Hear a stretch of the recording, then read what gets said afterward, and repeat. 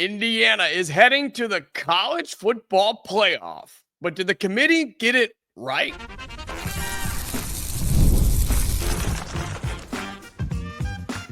You are Locked On Hoosiers, your daily podcast on the Indiana Hoosiers. Part of the Locked On Podcast Network, your team every day. Welcome in. It is the Locked On Hoosiers podcast. I'm your man, Jacob Goins. I appreciate you being here, making this your first listen or your first watch every single day. We are part of the Locked On Podcast Network, which is your team every day. Today's episode is brought to you by FanDuel. You can continue the season with a big return on FanDuel. New customers can place a $5 bet, and you'll get started with $150 in bonus bets if you win your first $5 bet. Visit FanDuel.com to get started. Well, thank you so much for being here, truly making this your first spot, your first listen, or your first watch every single day. And we really do appreciate you, all my everydayers, those of you who have just discovered the show here recently. Appreciate you being here. Or if this is your first time, hope you enjoy it because we got a lot to go over today. Indiana, the men's basketball team, has their Big Ten opener. We'll recap what happened against Miami of Ohio, and now they get ready for Minnesota. And then overall, did the playoff committee get it right on the college football playoff? I know there's a lot of transfer portal things today. More on that coming tomorrow when there's more information to get to, right, since the portal opens up today. So a lot of college football playoff conversation on the show because your Indiana Hoosiers, for the first time in program history, are in the college football playoff. And for a second, I want to be that fan. I want to be that guy that just realizes and understands and really appreciates what we just saw in the regular season for Indiana football. The greatest season of all time. 11 wins, just the singular loss on the road at Ohio State. You saw a team that has been so down for so long, right? Go get a head coach that's a proven winner. He brought his staff. He brought his players. He hit the transfer portal. He did everything that he was supposed to do in Curt Cignetti, and he changed the vibe. He changed the attitude. He changed the culture of this program, and it worked.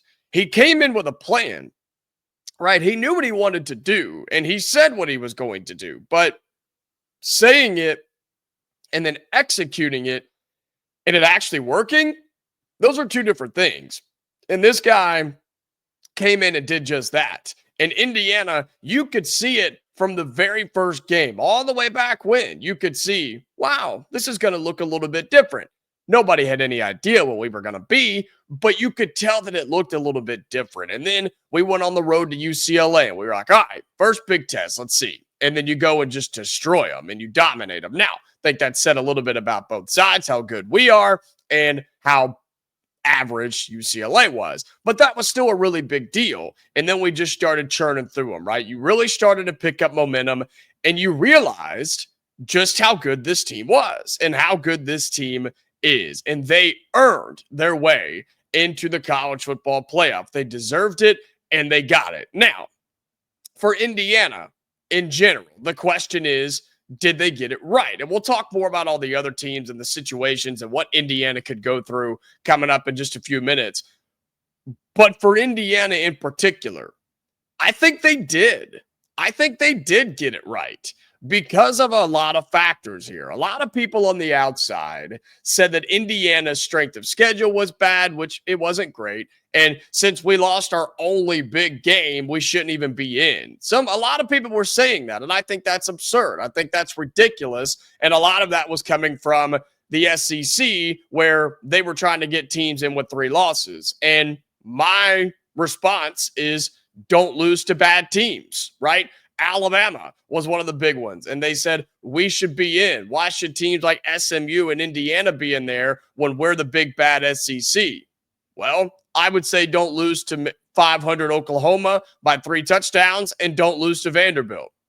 That's what I would say to that. Same thing for a South Carolina or a Missouri or an Ole Miss or whoever the heck they're trying to get in there from the SEC. Win your games. Now, I do understand the idea of, well, strength of schedule has to matter, right? Your strength of record has to matter. And if we're just going to go based off of wins and it doesn't matter who you play, then we're just not going to schedule anybody tough. I get that whole argument, and there's more conversation to that we can have at a later time. But I do understand that argument. But your conference play is conference play.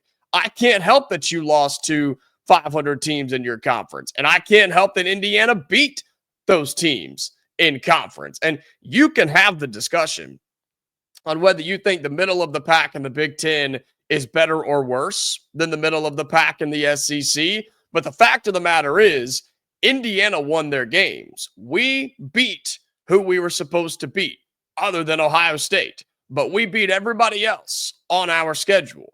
That should be rewarded. An 11-win football team should be in an expanded college football playoff. If this was the 4-team playoff, no, we probably wouldn't have been in, because you saw we were the 8th ranked team in the country and we are the 10th seeded team in the college football playoff. And of course, that sends us to South Bend, where we go and play the Fighting Irish of Notre Dame. And just to give you early thoughts on this matchup, I like it. I like it a lot. They're really good defensively. They're solid offensively. Curt Cignetti had some comments the other day, on Sunday, that said, look, you look at them and they're a lot like us. They haven't played in very many close games. And he said they have admittedly not seen a ton of their film just yet, but they're going to dive super deep into that. They practiced a little bit for Notre Dame, but not a whole lot. And how cool is that? Where we get the in-state game for the first round of the college football playoff. Well, do I wish we were hosting it? Yeah, absolutely. Do I think Indiana had an argument to host it? Yeah, absolutely. But I'm not upset. I'm not disappointed with what we have to do. We don't have to go back to Columbus, right? We don't have to go to Happy Valley. We are going in-state, where we don't have to do these elaborate travel plans and go across the country anyway.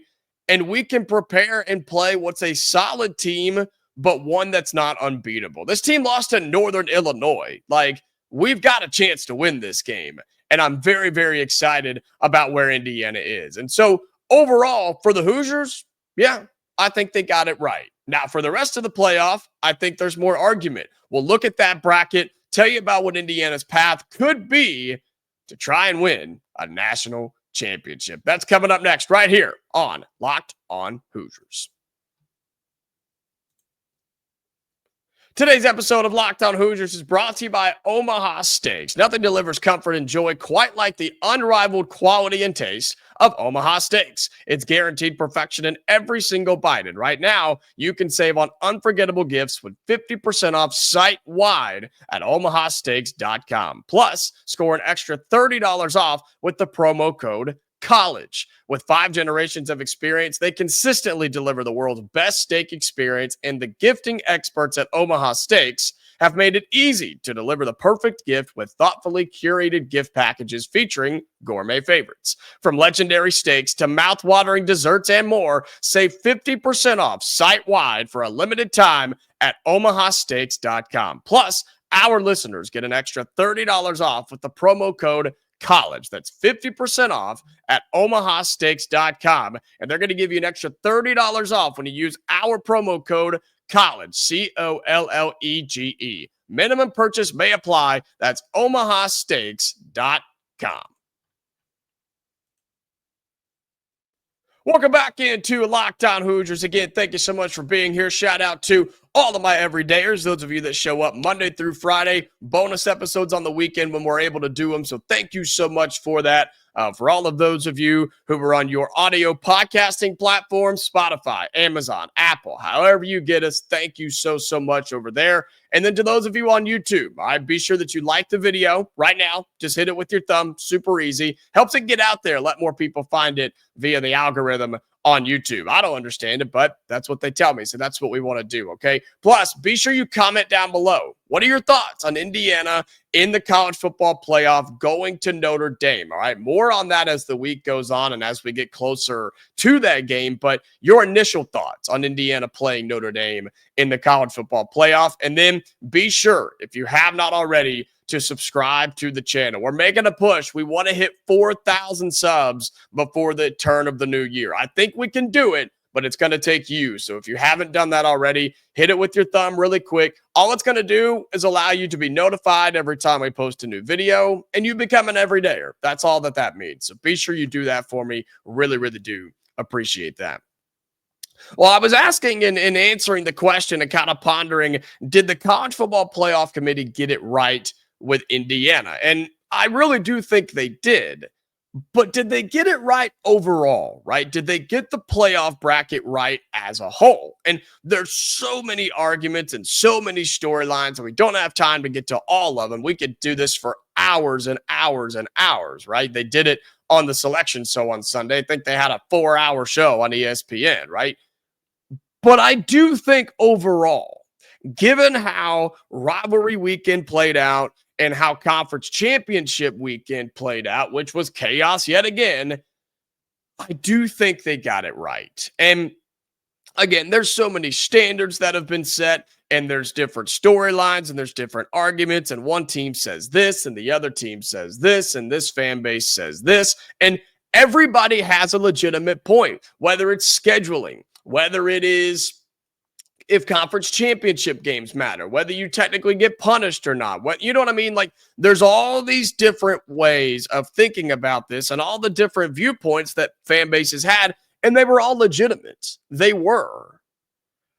But based off of the format we have and the format we were given and the structure of how they were going to rank these teams and select these teams in the College Football Playoff Committee room, I think that they got it right, okay? Your automatic bids are Oregon out of the Big Ten as the Big Ten champs, which, give Penn State credit, man. They played that game closer than I thought they would. I've been saying all week that I thought they were going to get drugged by Oregon. I thought the Ducks were going to lay it down on the Nittany Lions, and Penn State actually played a really good game. So shout out to the Nittany Lions. I eat my words on that. They played a much better ball game. Oregon at 1 out of the Big Ten, Georgia at 2 out of the SEC. And this is when it starts to get interesting. Boise State, as the 9th ranked team in the country, is the 3 seed in the college football playoff. And then Arizona State, the 12th ranked team in the country, is the 4th seed in the college football playoff out of the Big 12. Your other automatic bid was, of course, Clemson, who was ranked 16th in the country, is the 12th ranked or the 12th seeded team in the college football playoff bracket out of the ACC. Now, that's where the argument came in, right? Was, okay, should SMU still get in?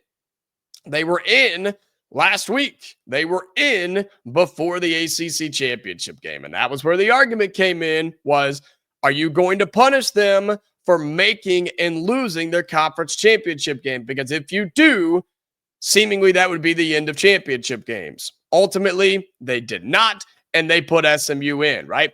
SMU is the 11th seed in the college football playoff. Of course, your Indiana Hoosiers are the 10th seed in the bracket. You have Tennessee at 9, Ohio State at 8. You have Notre Dame 7, Penn State 6, and Texas at 5. And so, when you look at this bracket, Indiana, we play Notre Dame. We go to Notre Dame, and we'll take on the Fighting Irish on the 20th. That is next Friday. Our reward for that is to play the SEC champion, the Georgia Bulldogs. And honestly, I'm okay with it. Georgia's a good team, yeah, but they're not unbeatable. They're not this ungodly thing that people think they are.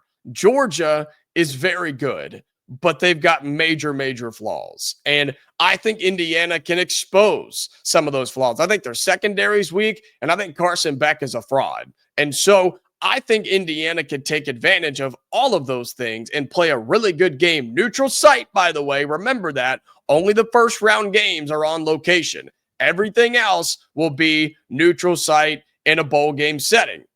I like our chances against a Georgia team, neutral site, with some time to prepare. Now, they're going to have the extra week off, and that's fine. Good for them. We just had the extra week off. And so I think that kind of balances out. But of course, we've got to focus on Notre Dame first. Below us, you've got SMU, who's going to Happy Valley to take on Penn State. Winner of that would then play Boise State. Winner of that would play the winner of us, Notre Dame, or Georgia. On the flip side of the bracket, how cool are these two matchups?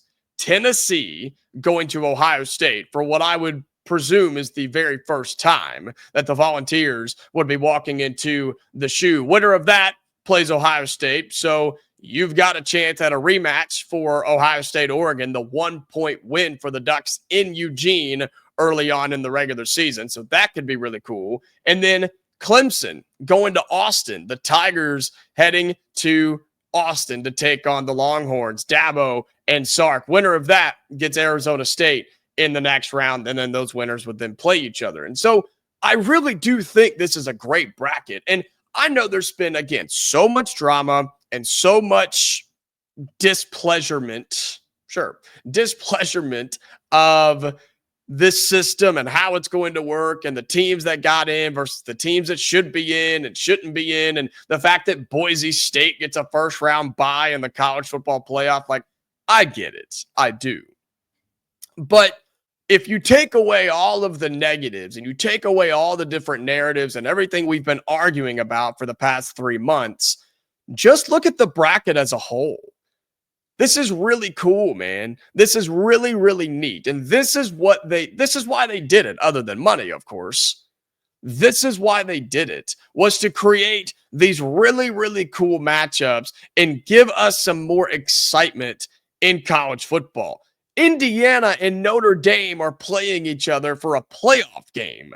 Indiana gets to go to South Bend on the Friday night, the only game on that Friday night where the country will be watching, and we get to do battle in state for the college football playoff in the first round. Like, think about how cool that is. You've got SMU, the Ponies, are going to go to a whiteout in Happy Valley. You've got Dabo taking his team to Austin to take on Texas, and Tennessee walks into Columbus for probably the very first time. Again, I haven't looked it up, but I would assume that's the case, right? And then potential matchups of Ohio State, Oregon, Indiana, Georgia. How about Indiana, Penn State? How about Notre Dame, Penn State? How about another game of Tennessee, Texas, or Ohio State, Clemson, or Oregon and Texas? Like, there's so many really cool matchups here. You could get the battle of the horses with Boise State and SMU. Like, this is really, really neat. And this is what they wanted. They wanted it to be this way, and they got it. And I know there are teams who are frustrated they didn't get in, but to answer the question, did they get it right? Yes, they did. They got it right. And I have nothing good to say about the committee other than that, because I still think it's a broken system. I think it is insane to have sitting athletic directors on the committee, but it is what it is. At the end of the day, most of the games settled it out for them, and I think they did get it right in the college football playoff. All right, coming up in our final segment on Locked On Hoosiers, we'll flip over to basketball as the Hoosiers are back in action. Big Ten opener tonight against Minnesota. At least it's at home before we take on Nebraska on the road. We'll talk about that coming up next on Locked On Hoosiers. Today's episode of Locked On Hoosiers is brought to you by FanDuel. Get ready to tackle the NFL action. Just a few weeks left with FanDuel, America's #1 sportsbook. Because right now, new customers can bet $5 and get $150 in bonus bets if you win. The FanDuel Sportsbook app gives you everything you need to place live bets on the NFL all in one place. So when you get a hunch in the middle of the game, you can check out the latest stats, view play-by-play, and so much more on the same page where you place your bets. Just visit FanDuel.com to join today. You'll get started with $150 in bonus bets if you win your first $5 bet. That's FanDuel.com. Never waste a hunch and make every moment more with FanDuel, an official sportsbook partner of the NFL. Final segment here on Locked On Hoosiers. Thank you so much again for being here. A shout out to all of my everydayers. And now that we're really into the college basketball season, be sure that you are checking out the Locked On College Basketball Show. Make that your second listen, your second watch every single day. Isaac Shade and Andy Patton do a fantastic job over there covering all the biggest news in college basketball, which is what we're talking about here in this final segment with Indiana basketball as they get the big win over Miami of Ohio on Friday, 76-57. Won't go into this super deep other than the fact then we started slow again. Another slow start for this Indiana team as a whole. I'm talking the first 20 minutes. I mean, the first 20 minutes have been so pitiful for us, it seems like. And you're up by 3 at the half, 39-36. And as crazy as it is, I think defensively was where you started slow again. And it showed with how you played defensively in the second half, right? If you just took it in a nutshell, right, or just in a vacuum here, and you said you only gave up 36 points in the first half to Miami. Okay, not great, but not terrible. But the fact that you did what you did in the second half, holding them to just 21 points, now they couldn't hit anything. I mean, they couldn't hit the water if they fell out of the boat in the middle of the Atlantic.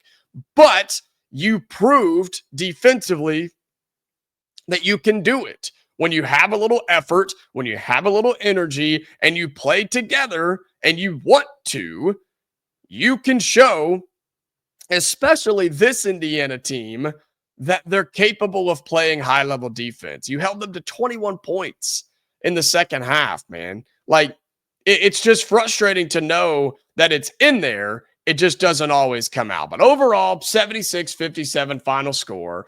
Really liked what I saw from Malik Reneau and Oumar Ballo. Really got into a nice flow in the second half. Miles Rice had another big-time game, 17 points, 6 of 7 from the floor, 2 of 3 from downtown. Good to see Trey Galloway get his feet back under him a little bit. And look, Luke Goody did sort of what you wanted him to do. He gave you 9 points, only knocked down the 1-3.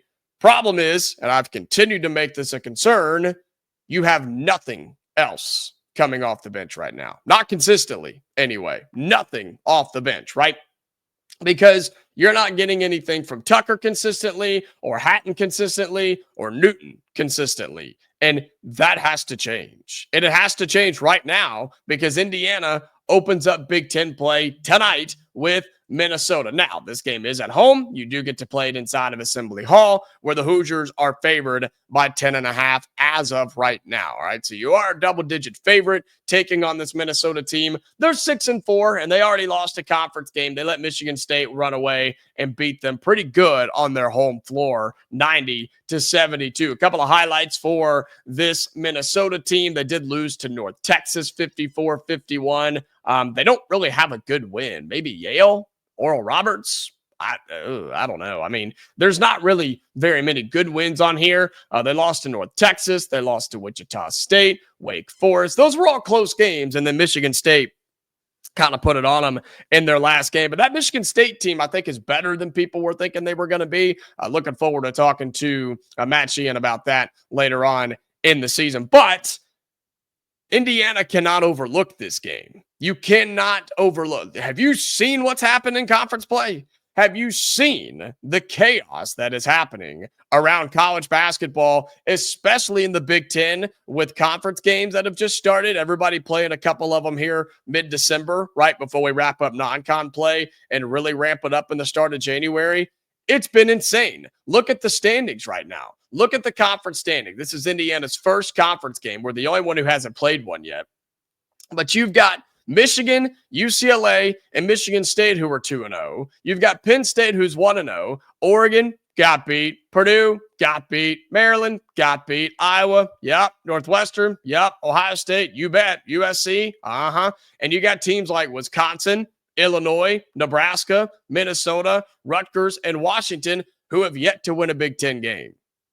This conference is going to be deadly, man. It's going to be insane to watch it go each and every week throughout this season. And so for Indiana, against a team like Minnesota, who is not all that good, you cannot overlook them because guess what? We may not think they're very good, but they're still good enough to beat you.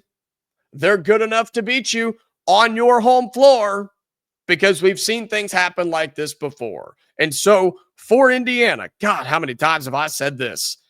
It's literally all about you. If you show up and play 40 minutes of high level, intense defense, good on ball, good communication without fouling, you will win this game. If you can get good production from your starters, remember the game on Friday against Miami of Ohio, Mackenzie Mbako had 4 points. Just 4. That's it. He didn't do a whole lot. If you get all your players involved offensively and you just run your offense, especially with a little bit more speed like we saw on Friday, you're going to win this game. There's nothing that concerns me about them. You're at home on a Monday. Get it done. Get this thing handled before you go and play at Nebraska coming up in just a couple of days. It's games like this in the Big Ten that you have to take advantage of, because all those teams I just listed off, the Michigans, the UCLAs, the Michigan States, Oregon, Purdue, Iowa, Maryland, those are tough teams, and those are not going to be easy wins on your schedule. So when you get the Minnesotas and the Washingtons of the world, you have to take advantage of them, because if you don't, you'll find yourself in a really bad spot come March, whether it be in the Big Ten tournament or in the NCAA tournament. Take advantage, do what you do, and go and win this game. And I'm looking right at Mike Woodson. I'm talking directly to Mike Woodson. Get your guys ready and have them win this game before you take on what's going to be a good Nebraska team. And that one's on the road, where we're going to learn a lot more about this squad in just a couple of days. Indiana and Minnesota in the Big Ten opener. I think the Hoosiers win. I think we probably cover. I think we will win, and I think we'll probably do it going away as well. Would love to see Mbako get back involved again. I know it's an off day Friday, but I think we're going to be fine. So I think Indiana wins. They take on Minnesota in their season opener for the Big Ten. And that's going to do it for today's episode of Locked On Hoosiers. Again, thank you so much for being here. We got so much to talk about, so much to go over. Indiana football is a playoff team. Indiana basketball is starting the Big Ten slate. So much. And the transfer portal opens up today. We're going to have a lot of breakdown over the next several days. So be sure you're locked in right here on Locked On Hoosiers. All right, we're back tomorrow, Hoosier fans. So until then, stay safe. And I'll talk to you later.